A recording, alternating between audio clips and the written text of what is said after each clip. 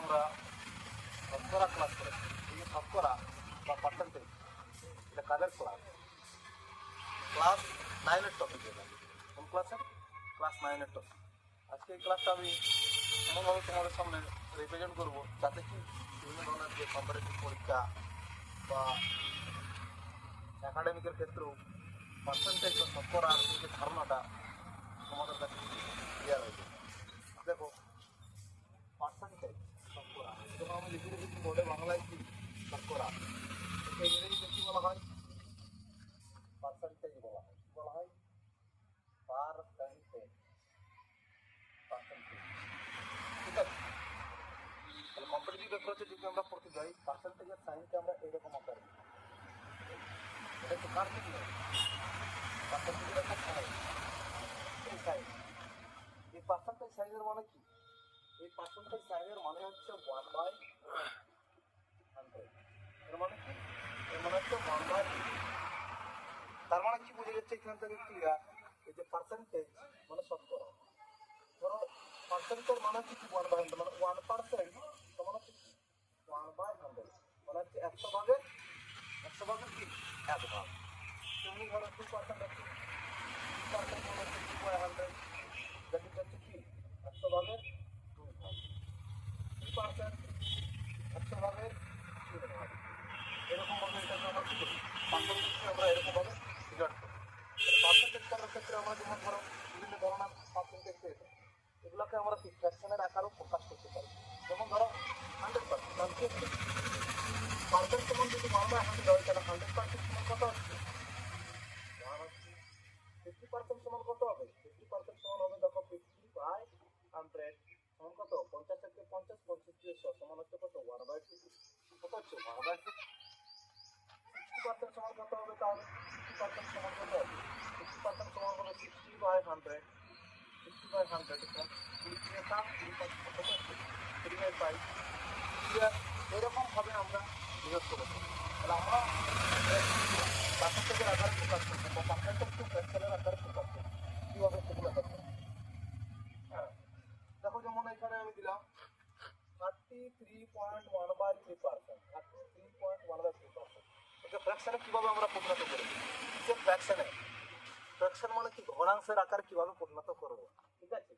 33/1/3%, 33-কে 3 দ্বারা গুণ করলে কত হচ্ছে? 99, আর তার সাথে +1 করবো, এর সাথে গুণ করবো, আর সাথে +1 করবো, কত হচ্ছে? 100। 100/3 কি পার্সেন্ট? 100/3% মানে কত? 100/3 কিন্তু কত হচ্ছে? 1/100। 100 কাটা গেল, পড়ে রইলে কত? 1/3। তাহলে 1/3 এই যে ঘনাংশটা, এটাকে আমরা কি পার্সেন্টেজের আকারে লিখলে কি কিভাবে লিখতে পারি? 33.1/3%। এবার তোমরা ভাববে যে আমি এই যে জিনিসগুলো করাচ্ছি, এগুলোর মধ্যে আমাদের এগুলো করার কি উদ্দেশ্য বা এগুলো কি জন্য আমরা করবো, ঠিক আছে। 33.1/3% সমান 1/3, এই যে ট্রান্সফরমেশনটা, এই যে রূপান্তরটা আমরা কি কারণে করবো, কেন করবো, সেগুলো তোমাদের কাজ আমি অঙ্কের সাহায্যে করি। কিন্তু এই ট্রান্সফার বা রূপান্তরটা তোমরা যদি বুঝতে পারো, তাহলে খুব সহজে তোমরা কি একটা ম্যাথকে সহজে ক্যালকুলেশন করতে পারো, বিশেষ করে কম্পিটিটিভ এক্সামের জন্য, ঠিক আছে। আমি কিছুগুলো কোশ্চেনের সাহায্যে বুঝাচ্ছি।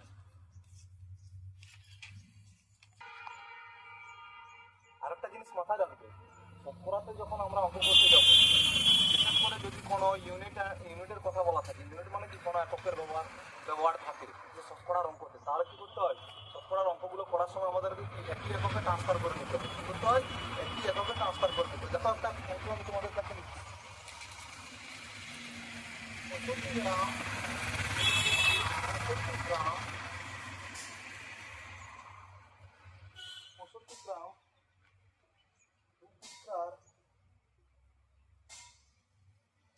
শতকরা কত? 65 গ্রাম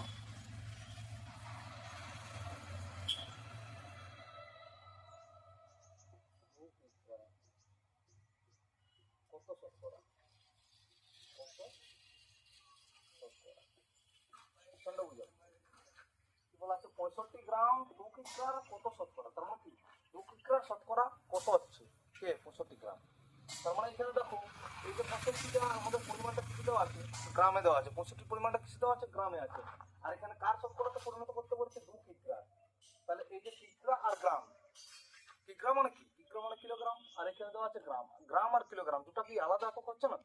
এই দুটো আলাদা এককে একটা এককে ট্রান্সফার করে নিতে হবে, তখনই আমরা শতকরাতে কনভার্ট করতে পারবো। তাহলে আমাদের কি দেখো 65 গ্রামকে গ্রামে রাখলে, 65 গ্রামকে গ্রামে রাখলে, তারপর কি বলা হচ্ছে 2 কিগ্রা কত শতকরা, তার 2 কিগ্রা, 2 কিগ্রা সমান কত গ্রাম ট্রান্সফার করে?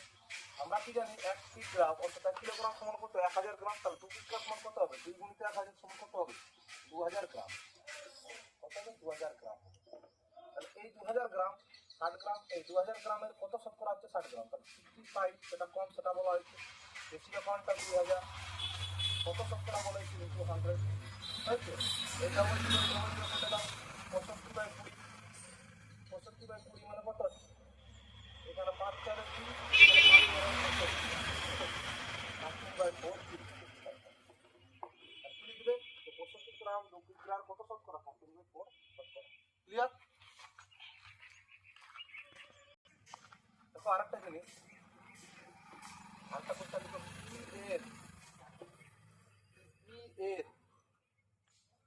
পি পার্সেন্ট, পি এর পি পার্সেন্ট যদি 36 হয়, তবে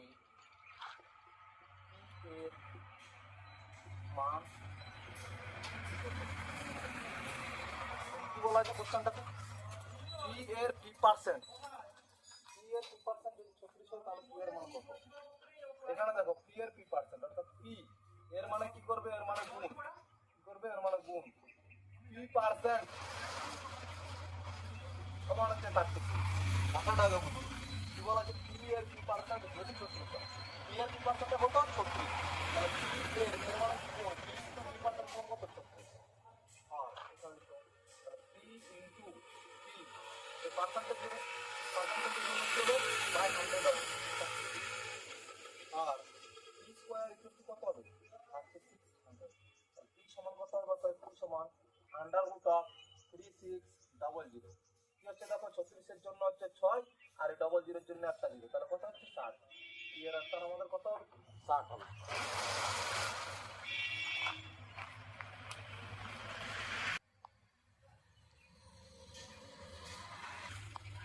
এরপর পরের কোশ্চেন,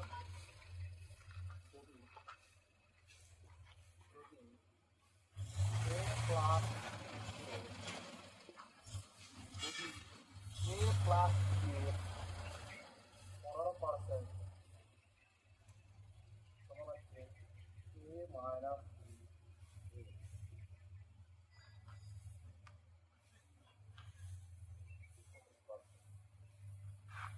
হয় তাহলে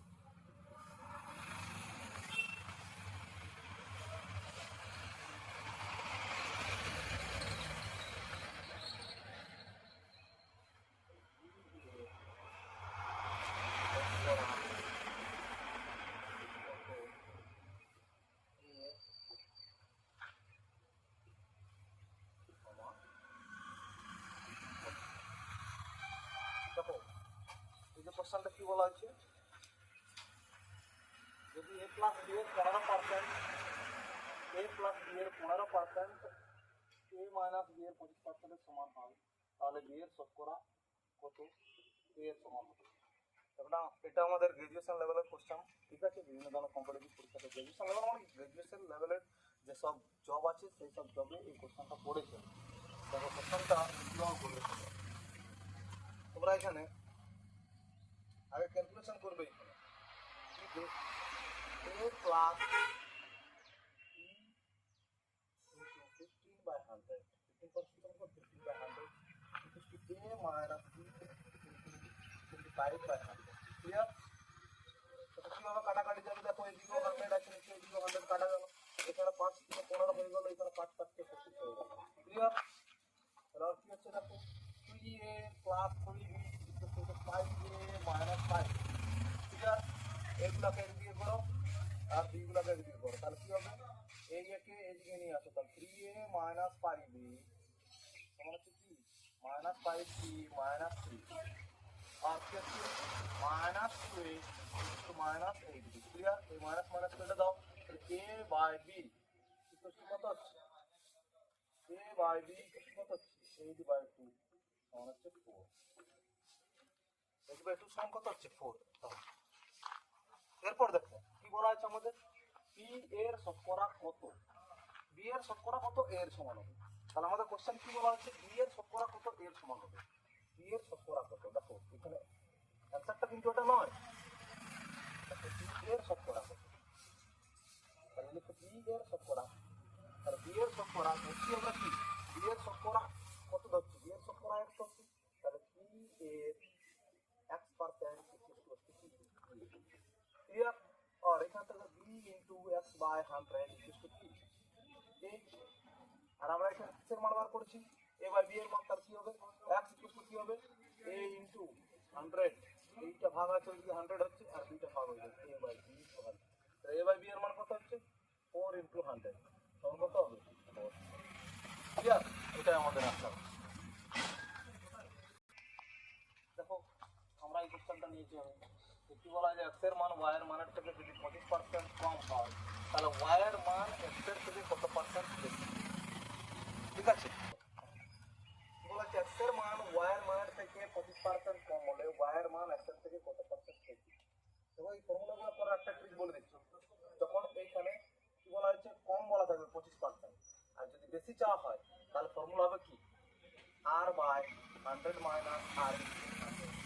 ঠিক আছে, যদি এখানে বেশি চাওয়া হয় কত পার্সেন্ট বেশি, তাহলে তোমরা ইউজ করবে এই ফর্মুলাটা। আর যদি বলা হয় এখানে কম আর এখানে যদি বেশি থাকে তখন কিন্তু ফর্মুলা হয়ে যাবে r by 100 plus r into 100। এই rটা কি, rটা হচ্ছে রেট অফ পার্সেন্টেজটা।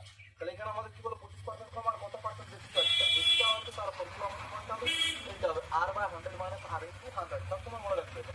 তাহলে r এর মানটা কত আছে আমাদের 25 বাই 100 মাইনাস 25 ইনটু 100 সমান কত হচ্ছে 25। 100 থেকে 25 করতে 75 ইনটু 100 সমান কত হবে 25 ইনটু 25 325 কত হচ্ছে 100 বাই 3 কত 33.1/3%। এটাই আমাদের অ্যান্সার। তোমরা এই ট্রিকটা সবসময় মনে রাখবে, যদি এখানে কম আর এখানে বেশি থাকে, এখানে বেশি চাওয়া হচ্ছে তার মানে কম চাবে নিচে মাইনাসটা, আর যদি এখানে বেশি আর এখানে কম থাকে তাহলে কম চাওয়া হচ্ছে তার মানে বেশি চাইবে, আর বেশি ফর্মুলাটা দিতে হবে। ঠিক আছে, এটা কি